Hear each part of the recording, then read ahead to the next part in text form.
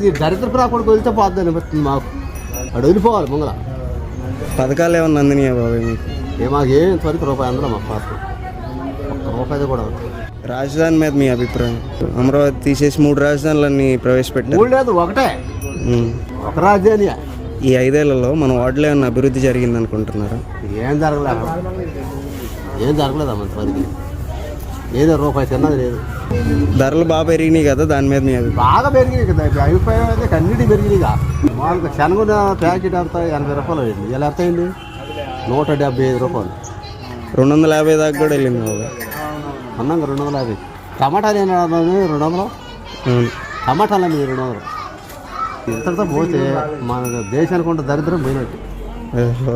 అది మరి ఆయన సిద్ధం అంటున్నాడు దాని మీద.